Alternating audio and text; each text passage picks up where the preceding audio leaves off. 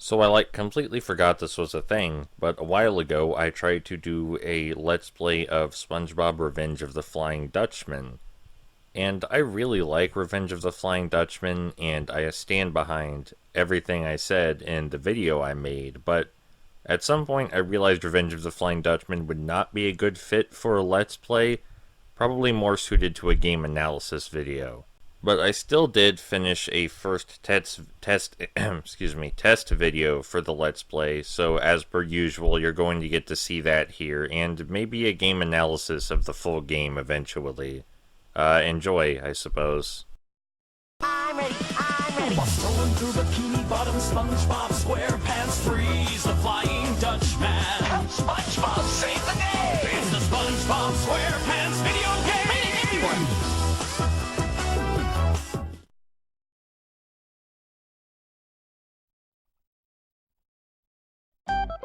So it's time. It's time that you all knew my deepest, darkest secret. But first, let's look around this screen. You can see here's SpongeBob in his grill area. And you can see right here, over here, is the employee awards he's won on his wall. It's a very cute detail. I really like that. And you can see along the floor, there's a path worn out from where SpongeBob walks to the grill, the condiments, and the door. There's a path worn out in the floor from how much he uses the grilling condiments. I think that's really cute, too.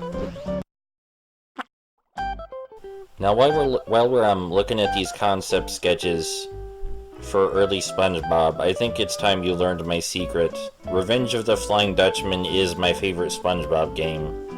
I never understood why so many people hated it, and it is it was the most disliked 3D SpongeBob game until Hero Pants came out. And I just didn't get it. I think it's a really good game with a lot of clear love for the franchise in it, and it was even advertised as the SpongeBob SquarePants video game, as you saw, and I think it deserved that title when it came out. I mean, it's not a hardcore action platformer like Battle for Bikini Bottom, but Battle for Bikini Bottom didn't exactly have a lot to do with the license mechanically. Yeah, it was a really good action platformer with great design and a great voice acting and lots of references to the show. But the game mechanics didn't really fit with SpongeBob's world, even though they were great. In this game, Revenge of the Flying Dutchman, on the other hand, you do a lot of errands, and you catch a lot of jellyfish. It's an exploration-focused platformer where the entire point is exploring. There's really, the platforming's not very hard. The action doesn't exist, really. It's basically just a game where you walk around and poke at stuff. And I like those kinds of games, if Yooka-Laylee is any indication, and this one takes place in Bikini Bottom.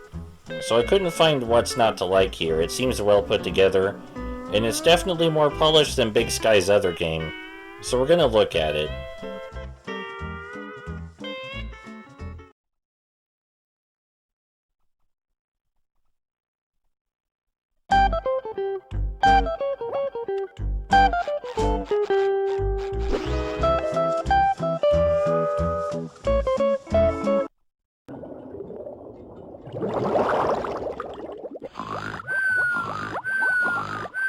What a silly dream! Mr. Krabs had to close the Krusty Krab! Like that'd ever happen. I have the feeling today will be like no other day! Now, I wonder where Gary is. I should probably walk him before I go to work. Maybe we should put your Oh, that says leave for work. I guess we gotta go right now, immediately. I can't make Krabby Patties while I'm semi-naked! Now, where did I leave my pants? Oh, well that's easy, SpongeBob. You just kinda left them levitating over here. It keeps them fresh. Now we're gonna head downstairs and we should talk to Gary, but first we gotta do our morning ritual, TV and bathroom. Never fear, Mermaid Man, for you are not alone in your fight against injustice.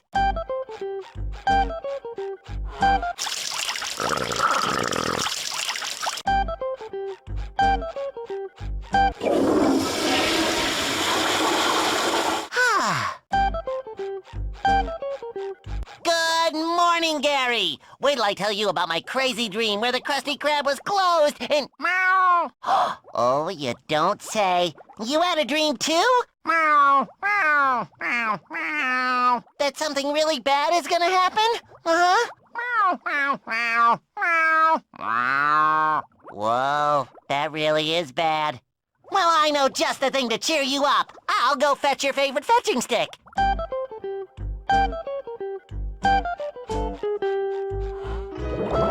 Don't you think your little friend Gary would like to play some fetch? Yeah, I guess. Very well. Then move next to his fetching stick and press the action button to pick it up. Then you can carry the stick to Gary and delight him. We could do that, but also, we could jump up here and break these barrels that we're not supposed to know about yet, using the action button, which is B. These barrels give us doubloons, but we're not supposed to know that yet. Looks like something in my backyard is blocking the door. Oh gosh, I really hope it's not Patrick again. You didn't think I was gonna leave for work without a quick game of fetch, did you, Gary? Now come on, boy! Go long! Longer! Longer! What did you dig up outside, boy? There's something written on it. I think it says, Damger, Donut Opine, Orelsi. I wonder what that means. Well, maybe we should see what's inside. Oh, don't be such a soggy sport, Gary. What harm can there be in just a little peek?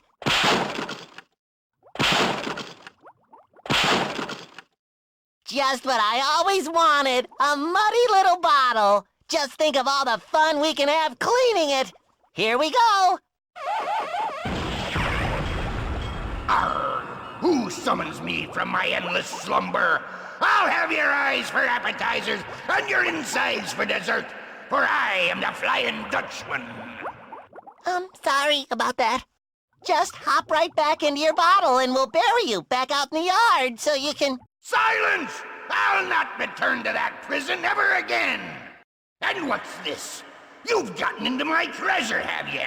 Ooh, I hate it when someone messes with my doubloons. Now, what shall I do with ye lowly knaves who dared stir me up?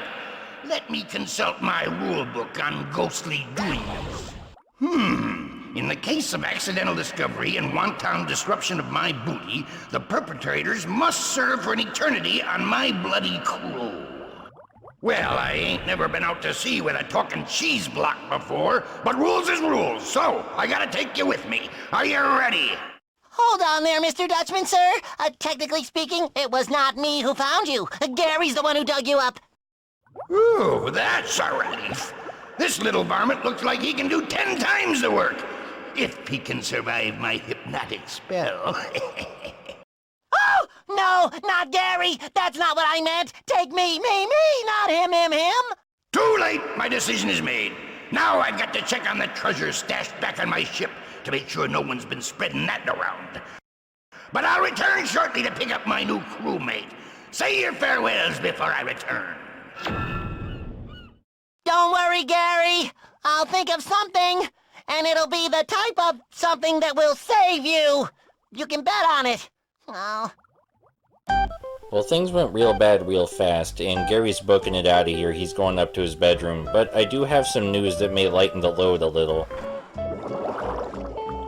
In addition to the normal single jump, we also have a high jump. If we crouch and press A, we can jump much higher, like this. We also have the ability to do a hover jump.